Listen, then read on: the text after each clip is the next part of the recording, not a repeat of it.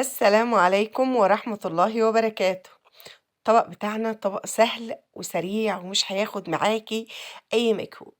زي ما قدامك كده، جبنا قطعة لحمة وقطعناها لقطع متوسطة الحجم أو قطع صغيرة زي ما تحبي. المهم إن تكون قطعة اللحم ديّة يعني من الحتّة الناعمة، زي مثلًا الموزة أو الكتف.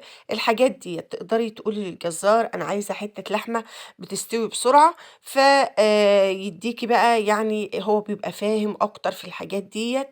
قولوا له عايزة الحاجة اللي تستوي بسرعة عشان هاستخدمها في كذا، هو إن شاء الله يدّيكِ القطعة اللي تناسبِك وأنتِ توظّفيها. عندي قطعة لحم زي ما قُلت لِك قطّعناها لقطع صغيّرة، وجِبنا كمية محترمة من البصل برضه قطّعناها لقطع يعني متوسطة الحجم، وأي بقى نوع فلفل عندِك رومي، فلفل ألوان، فلفل حار.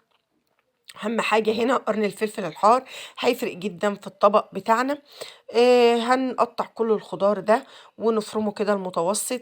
أنا عايزة الطبق بتاعي يكون غني بالخضار كده، وطبعًا عشان تكتّري الكمية وكمان تعلّي القيمة الغذائية. قطّعنا الفلفل وجهّزنا البصل بتاعنا وكمان مكعبات اللحمة. تقدري تعملي الوصفة دي بربع كيلو لحمة وتزوديها بالخضار وتكتري فيها كمية الخضار، هتدي معاكي كمية حلوة تكفي الأسرة كاملة. يلا بينا بقى نروح على الوok بتاعتنا أو الطاسة ونحط فيها أي مادة دهنية انتي تفضليها، زبدة، سمنة، أي حاجة، زيت اللي يريحك. وهنسخنها كويس جدا وبعد كده ننزل بمكعبات اللحمة نديها صدمة. وهنا في الطبق بتاعنا النهاردة، أهم خطوة فيه إنِّك تصدمي اللحمة عشان تحتفظ بالعصارة بتاعتها بداخلها وما تكونش قطعة اللحمة ناشفة معاكِ. وقُلنا الموضوع ده كتير جدًا. لو أنتِ عايزة اللحمة أو الفراخ تحتفظ بالعصارة بتاعتها، ادّيها صدمة على النار، فهتحتفظ بالعصارة بتاعتها وما تنشفش معاكِ، ما تنزّلش المَيّة اللي فيها وبالتالي تنشف. وزّعي بقى قطع اللحم كده وابدئي قلّبيها شمال ويمين لغاية ما تاخد معاكِ لون وتدخل في السِوَى ويتغيّر لونها. واوعي تنزلي بالبهارات ولسه اللحمة عندِك ما تغيّرش لونها عشان ما تصفّرش معاكِ. لازم يغيّر لونها وبعد كده تبدئي تبهّريها. قلِّب شمال ويمين، إيدي مستمرة في التقليب لغاية ما تبدأ كلّها تاخد لون واحد، واتأكد إن هي اتصدمت كلّها من جميع الاتجاهات. هنا كانت اتصدمت عندي، هابدأ أنزل بقى بالبهارات، فلفل أسود، بهارات السبعة، وبهارات لحمة، ومعلقة أو رشة صغيرة من الحبهان البودر، وعندي السُمّاق كمان. طبعًا البهارات دي اختياري حسب ذوقِك أنتِ، أنتِ اللي تحبي الطعم البهارات قصدي، اللي تحبيه في الأكل حطيه. ممكن تحطي ملح وفلفل بس وتكتفي بذلك، اللي يريحك يعني خلاص. فالبهارات ديّة يعني ده حسب ذوقِك أنتِ. قلّبي بقى كويس جدًا، وفي المرحلة ديّة بقى هنبدأ ننزل بالبصل بتاعنا عشان ندّي له تشويحة حلوة ويبدأ يدبل معايا.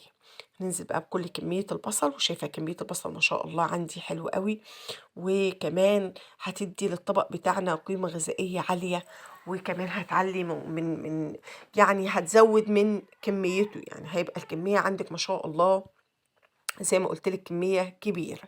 قلّبي البصل لغاية ما يبدأ يدبل معاكِ تمامًا، مش عايزاه ياخد لون ولكن هو يبدأ يدبل، ويغيّر، يعني يدخل في السِوَى زي ما أنتِ شايفاه كده. قلّبي كويس جدًا.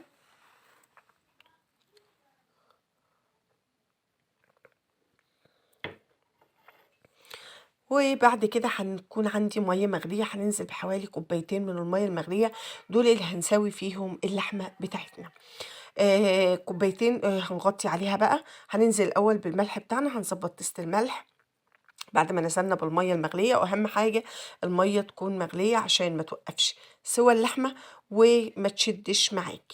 وبعد كده ننزل بالملح، ضبّطي الملح على حسب الكمية الموجودة عندِك، وغطّيها بقى لغاية ما تبدأ تستوي وتدخل في السِوَى. وبعد كده نكمّل. هنا كانت استوت وشربت المَيّة بتاعتها.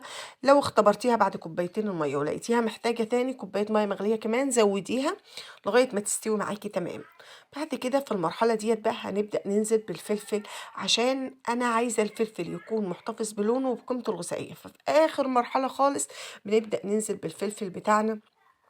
زي ما قُلت لِك يا دوب هياخد تشويحة واحدة على النار مش أكتر من دقيقة أو دقيقتين، وبعد كده نبدأ نجهّز الطبق بتاعنا الجميل، طبق كباب الحلة أو اللحمة بالبصل، سمّيه زي ما تسمّيه، المهم إن النتيجة هتبهرِك وما بياخدش منِّك وقت نهائي ولا بياخد منِّك مجهود، وأكلة حلوة جدًا، وكمان ما فيش غنى عنها لو عندِك عزومة أو أي حاجة.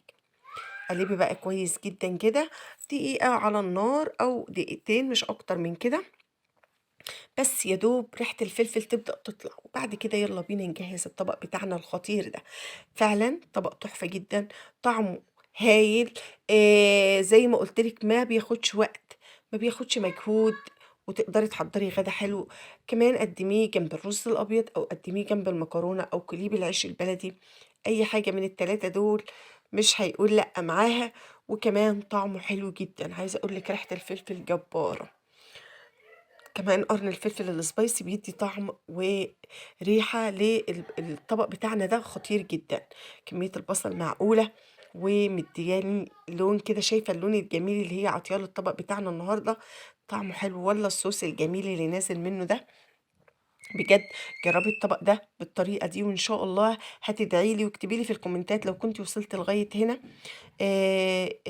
ما تنسيش بقى تدعي لي دعوة من قلبِك، وكمان تكتبي لي comment حلو كده وقولي لي لو عجبتِك الوصفة، ولو حابة نعمل حاجة تانية أو نقدّمها بطريقة تانية، يعني قولي لي أفكارِك، كمان اكتبي لي من أي بلد بتتابعيني.